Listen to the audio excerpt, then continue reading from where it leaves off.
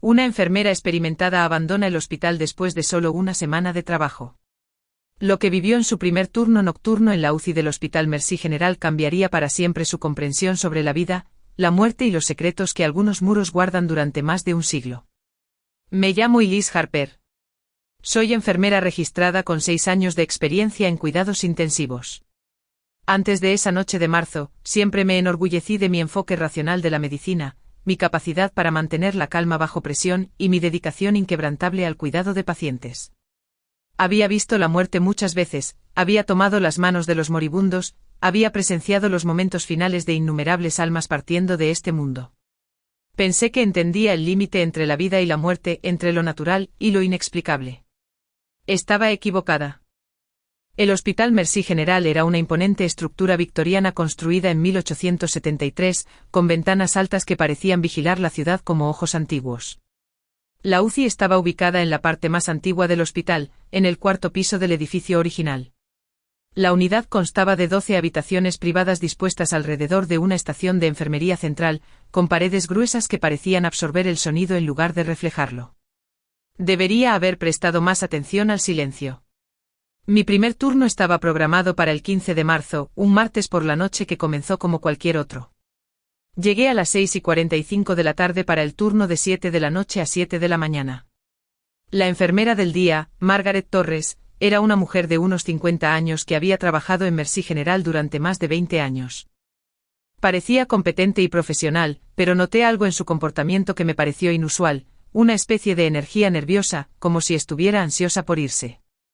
«Trabajarás con el Dr. Harrison esta noche», me dijo mientras caminábamos por la unidad. «Ha estado aquí casi tanto tiempo como yo. Buen doctor, muy minucioso, pero tiene formas particulares de hacer las cosas». El censo de pacientes esa noche era relativamente ligero. 8 pacientes en una unidad de 12 camas. Margaret me dio el reporte de cada uno, pero fue cuando llegamos a la habitación 407 que noté que su voz cambió, volviéndose más formal, más distante. «La habitación 407 está actualmente vacía», dijo sin mirar la puerta cerrada. «Ha estado vacía durante 3 semanas. El Dr. Harrison prefiere mantenerla así a menos que estemos a plena capacidad». «¿Por qué?», pregunté. Margaret vaciló. «Ha habido complicaciones con esa habitación. Principalmente fallas de equipos». Continuamos el recorrido y Margaret me presentó a los otros miembros del personal. Dr. Harrison, un hombre alto y delgado de principios de los 60 con cabello grisáceo y ojos azules intensos. James Rodríguez, un terapeuta respiratorio, y Patricia Williams, una asistente de enfermería. Lo que más me llamó la atención del equipo fue su evidente competencia, pero también una corriente subyacente de tensión que no pude identificar. Margaret terminó su reporte exactamente a las 7 de la noche y se fue con una prisa inusual. El Dr. Harrison se acercó a la estación de enfermería a las 7:30 de la noche, llevando una pila de expedientes. «Elise, ¿verdad?», dijo. «Margaret me dice que tienes excelentes credenciales». «Gracias, Dr. Harrison. Espero trabajar aquí». Asintió. Luego su expresión se volvió seria. «Hay aspectos particulares de trabajar aquí de los que debes estar al tanto». Habitación 407. Margaret mencionó que está actualmente vacía.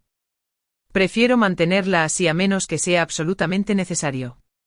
Si necesitamos usarla, quiero que sigas protocolos específicos». Me entregó una tarjeta laminada con procedimientos inusuales. Todo el equipo en la habitación debía ser revisado cada 2 horas, incluso si estaba vacía. Cualquier alarma de la habitación 407 debía ser investigada por 2 miembros del personal, nunca solo. Si un paciente era asignado allí, los signos vitales debían ser documentados cada 15 minutos. Y lo más extraño, un grabador digital debía ser colocado en la habitación y revisado cada mañana en busca de sonidos inusuales. Dr. Harrison, estos protocolos parecen bastante específicos. ¿Ha habido un problema particular con esta habitación? Estuvo silencioso por un largo momento. Elise, en 35 años de practicar medicina, he aprendido que hay aspectos de esta profesión que no pueden ser explicados por los libros de texto. Este hospital es viejo. Tiene una larga historia. Y a veces esa historia influye en el presente. Antes de que pudiera preguntar qué quería decir, sonó una alarma de la habitación 403. Respondimos inmediatamente y me encontré sumergida en el ritmo exigente de la enfermería de UCI. Durante las siguientes 2 horas, estuve completamente ocupada con el cuidado de pacientes. No fue hasta casi las 10 de la noche que tuve la oportunidad de realmente observar la unidad. A medida que la noche se profundizaba, comencé a notar cosas que parecían ligeramente extrañas. Lo primero fue la temperatura. A pesar del control climático moderno del hospital, la UCI parecía tener puntos fríos, particularmente frente a la habitación 407. Cada vez que pasaba por esa puerta, sentía un frío distintivo. Lo segundo fue el comportamiento de los otros miembros del personal. James Rodríguez hacía sus rondas con cuidado meticuloso, pero siempre se detenía antes de entrar a cualquier habitación, como si estuviera escuchando algo. Patricia Williams era eficiente y profesional, pero tenía la costumbre de mirar por encima del hombro cuando pensaba que nadie la estaba viendo. Más significativamente noté la rutina del Dr. Harrison. Cada hora en punto caminaba por toda la unidad, pero su ruta siempre terminaba en la habitación 407, donde se quedaba parado afuera de la puerta cerrada por exactamente 60 segundos antes de regresar a la estación de enfermería. A las 11:47 de la noche, decidí preguntarle a Patricia sobre estas observaciones. La encontré en la sala de descanso sentada sola con una taza de té. Patricia, espero que no te moleste que pregunte, pero he notado algunas rutinas inusuales aquí esta noche. ¿Hay algo que deba saber sobre esta unidad? Me miró por un largo momento. Eres muy observadora. La mayoría de las enfermeras nuevas no captan las cosas tan rápidamente. ¿Captar qué cosas? Patricia miró hacia la puerta, asegurándose de que estuviéramos solas. ¿Y Liz, cuánto sabes sobre la historia de este hospital? Solo lo básico. Construido en 1873, uno de los hospitales más antiguos del estado. Esa es la historia oficial. Pero hay más que eso.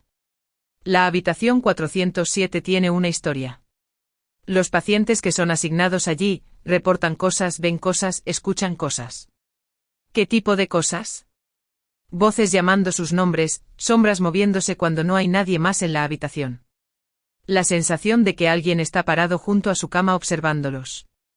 Hizo una pausa. Hace 3 semanas tuvimos una paciente en esa habitación, una mujer de 45 años recuperándose de una cirugía de rutina. En su segunda noche, comenzó a gritar a las 3:17 de la madrugada, alegando que una mujer en uniforme de enfermera anticuado estaba tratando de ponerle una inyección. Las alucinaciones no son poco comunes en pacientes de UCI, dije. Eso es lo que pensamos. Pero cuando revisamos las grabaciones de seguridad, vimos que la puerta de la habitación del paciente se abría y cerraba sola exactamente a las 3:17 de la madrugada. Nadie entró ni salió de la habitación, pero la puerta claramente se movió, y los sensores de temperatura registraron una caída de 15 grados en 2 minutos. Antes de que pudiera responder, la voz del Dr. Harrison llegó por el intercomunicador.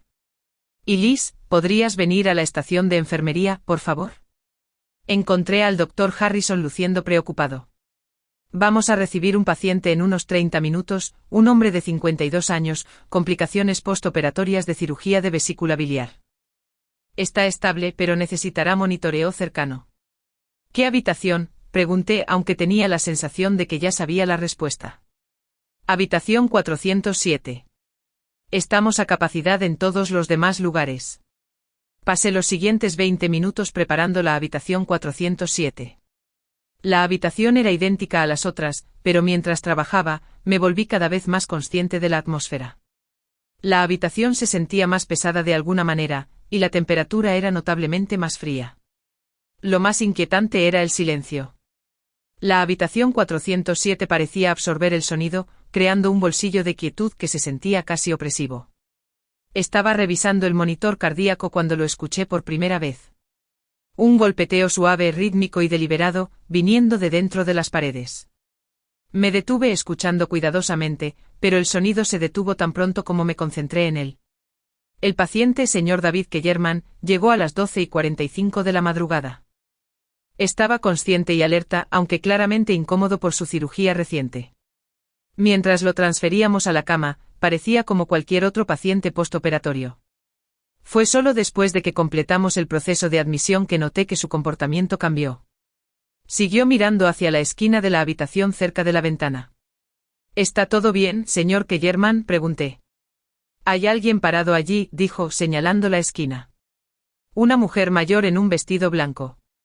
Nos ha estado observando desde que me trajeron. Miré hacia la esquina, no viendo nada más que sombras. Señor Kellerman acaba de tener cirugía y está con medicamentos para el dolor. No es poco común ver cosas que realmente no están ahí. Sacudió la cabeza. Sé lo que la medicación puede hacer, enfermera. Soy farmacéutico. Entiendo los efectos de las drogas en la percepción, pero le estoy diciendo, hay una mujer parada justo ahí, y se ve muy triste. Mientras trabajaba el señor Kellerman continuó mirando la esquina, ocasionalmente asintiendo como si estuviera respondiendo a alguien hablándole. Sus signos vitales estaban estables, su dolor estaba bien controlado, y no había razón médica para alucinaciones. A la 1:15 de la madrugada, salí para completar mis rondas. Cuando regresé 30 minutos después, lo encontré sentado en la cama, claramente agitado. Está tratando de decirme algo, dijo. La mujer en la esquina sigue señalando la pared detrás de mi cama y diciendo algo que no puedo entender. Miré la pared que indicó. Estaba vacía excepto por equipo médico estándar. Señor Kellerman, no hay nadie en esta habitación excepto usted y yo. Mire la temperatura, dijo señalando la pantalla digital. Ha bajado 10 grados desde que se fue. Revisé la lectura y sentí que mi respiración se cortaba. La temperatura de la habitación había bajado de 72 a 62 grados.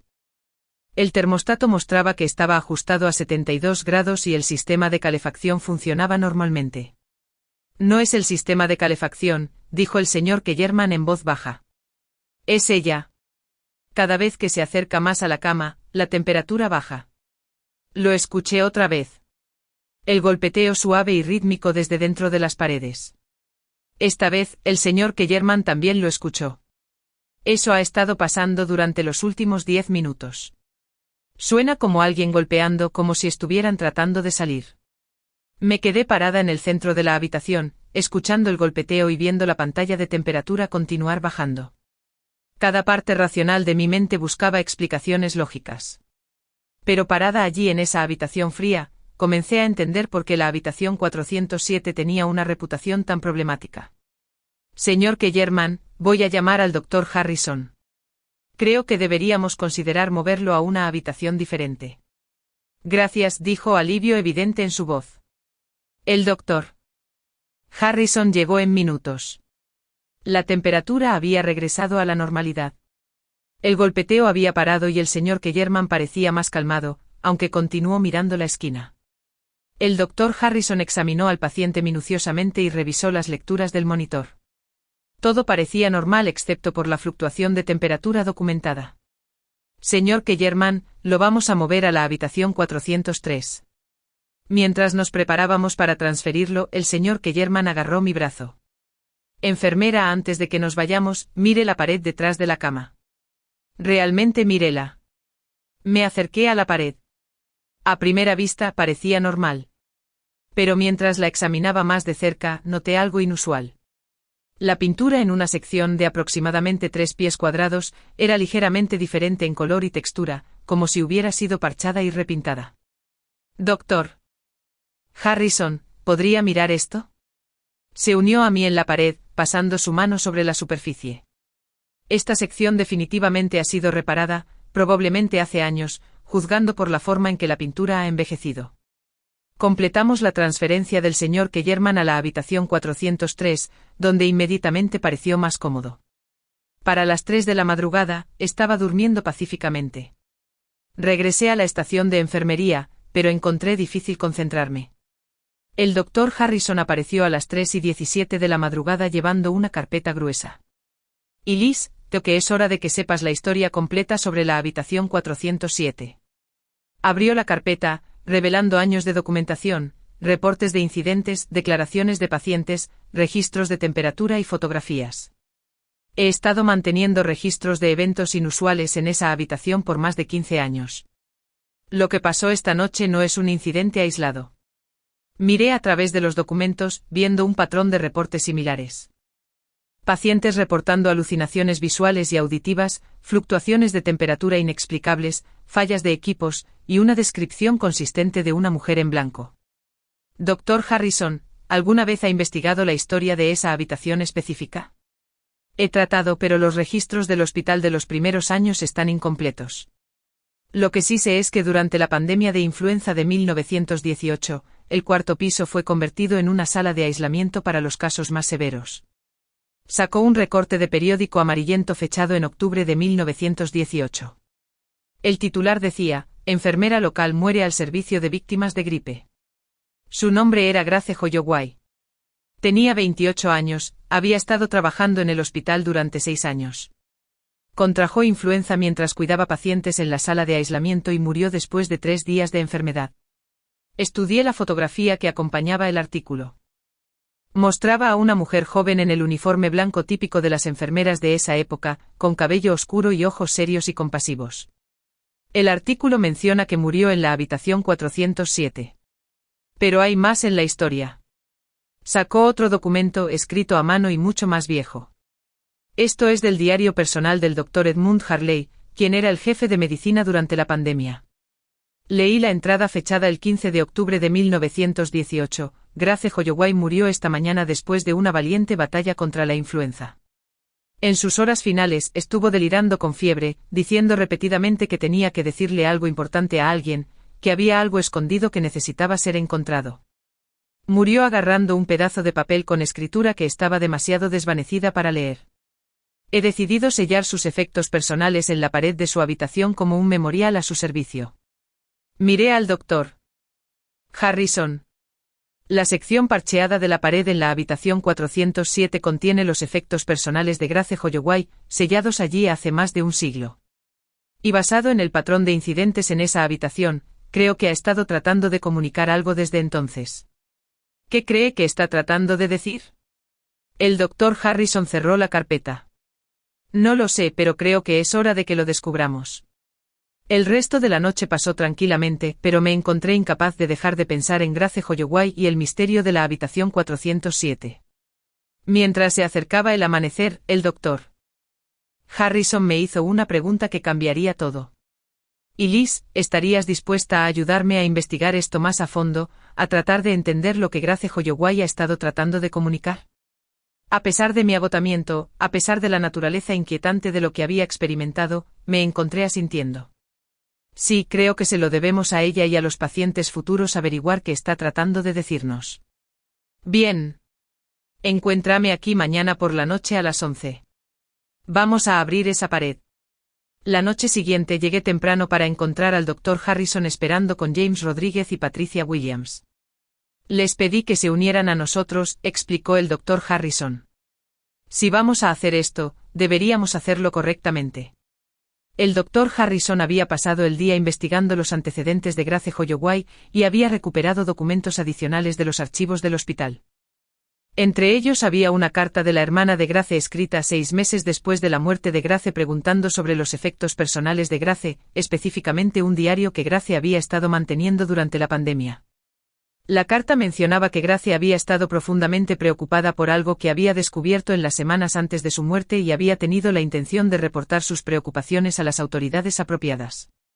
Más inquietante fue una carta del Dr. Harley a la Junta del hospital recomendando que la habitación 407 fuera permanentemente sellada porque los efectos personales de Grace contenían observaciones y alegaciones que podrían ser dañinas para la reputación del hospital. A las 11:30 de la noche nos dirigimos a la habitación 407. El Dr. Harrison había traído herramientas del departamento de mantenimiento. Mientras estábamos parados frente a la sección parcheada de la pared, sentí una mezcla de emoción y aprensión. Mientras el Dr. Harrison comenzó a remover la capa exterior de yeso, la temperatura inmediatamente comenzó a bajar. Más significativamente el monitor cardíaco, a pesar de que no había ningún paciente conectado, comenzó a mostrar un ritmo cardíaco. Está mostrando un ritmo sinusal normal, observó James. Eso es imposible. Mientras el Dr. Harrison continuó trabajando, el monitor cardíaco comenzó a mostrar irregularidades, como si estuviéramos viendo el corazón de alguien responder al estrés o la emoción. El Dr. Harrison rompió la capa final de yeso, revelando una pequeña cavidad que contenía una caja de madera envuelta en tela encerada. Tan pronto como fue removida, el monitor cardíaco regresó a línea plana, y la temperatura comenzó a subir. Dentro de la caja encontramos un diario encuadernado en cuero, un relicario de plata, una pluma fuente y una carta doblada. El doctor Harrison abrió el diario y comenzó a leer las entradas de Grace de septiembre de 1918. Lo que descubrimos fue horrible. Grace había documentado un patrón sistemático de tratamientos experimentales siendo administrados a pacientes de influenza sin su conocimiento o consentimiento. El doctor Morrison, trabajando con la aprobación del doctor Harley, había estado usando la pandemia como una oportunidad para probar remedios no probados en pacientes vulnerables. La entrada final de Grace, fechada el 13 de octubre de 1918, fue la más condenatoria: ya no puedo permanecer en silencio sobre lo que he presenciado. Los tratamientos experimentales del Dr. Morrison han matado al menos 30 pacientes que he documentado. Estas eran personas que podrían haber sobrevivido con el cuidado apropiado, pero en su lugar fueron usadas como sujetos de prueba para tratamientos que el Dr. Morrison sabía que eran peligrosos. He compilado registros detallados de cada caso. Tengo la intención de presentar esta evidencia a la Junta del Hospital y a la Junta Médica del Estado. He escondido copias de mi documentación en caso de que algo me pase.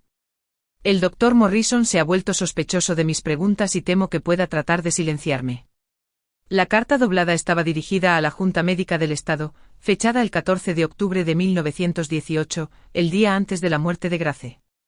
Era una queja formal detallando los tratamientos experimentales y solicitando una investigación inmediata. Fue asesinada, dijo Patricia en voz baja. Le dieron la influenza deliberadamente para silenciarla. Murió tratando de proteger a los pacientes, dije. Y el doctor Harley se aseguró de que su evidencia fuera enterrada con ella. El doctor Harrison colocó cuidadosamente todos los elementos de vuelta en la caja. Hacemos lo que Grace no pudo hacer. Contamos su historia. Nos aseguramos de que la verdad sea conocida. Durante las siguientes horas, documentamos todo lo que habíamos encontrado.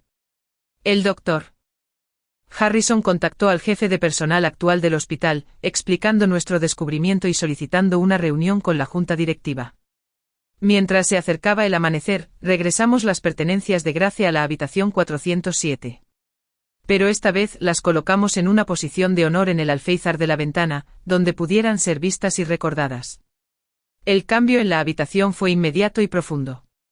La atmósfera opresiva que había caracterizado la habitación 407 durante décadas se había ido, reemplazada por una sensación de paz y tranquilidad. 3 semanas después, el Hospital Mercy General realizó una ceremonia para honrar la memoria de Grace Holloway y reconocer las injusticias cometidas durante la pandemia de 1918. Se instaló una placa en la habitación 407, contando su historia y reconociendo su coraje. La habitación fue renombrada como la Sala Memorial Grace Holloway. El hospital también estableció la Fundación Grace Holloway para la Ética Médica y su diario fue donado a la biblioteca de la Escuela de Medicina como una herramienta de enseñanza.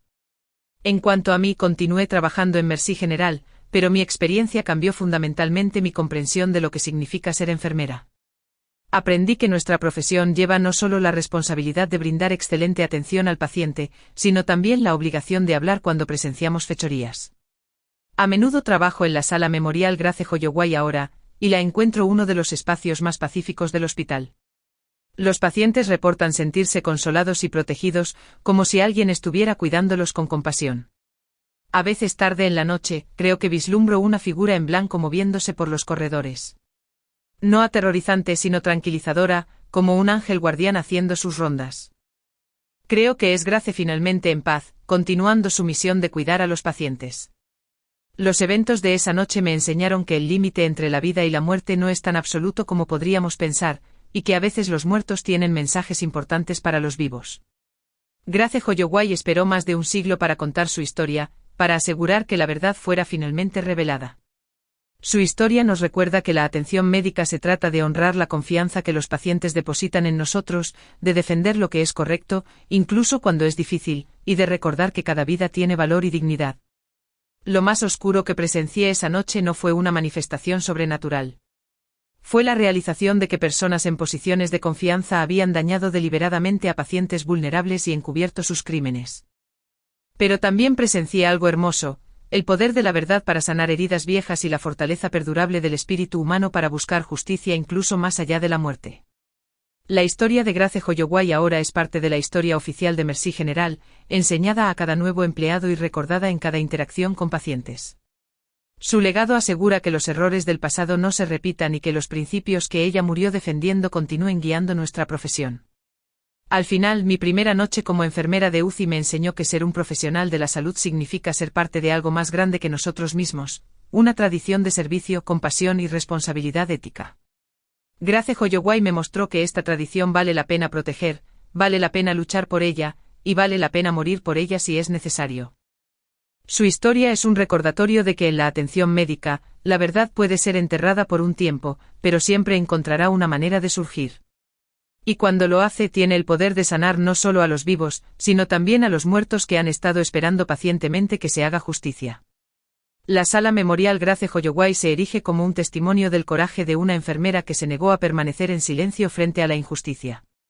Cada vez que paso por esa habitación, recuerdo las palabras de Grace de su entrada final del diario: estos pacientes confiaron en nosotros con sus vidas y traicionamos esa confianza. Es un recordatorio de que la confianza una vez rota puede tomar generaciones para reconstruir, pero que el esfuerzo de reconstruirla siempre vale la pena. Y si esa no es la única historia que los muros de los hospitales antiguos guardan, es solo la única vez que alguien tuvo el coraje de escuchar.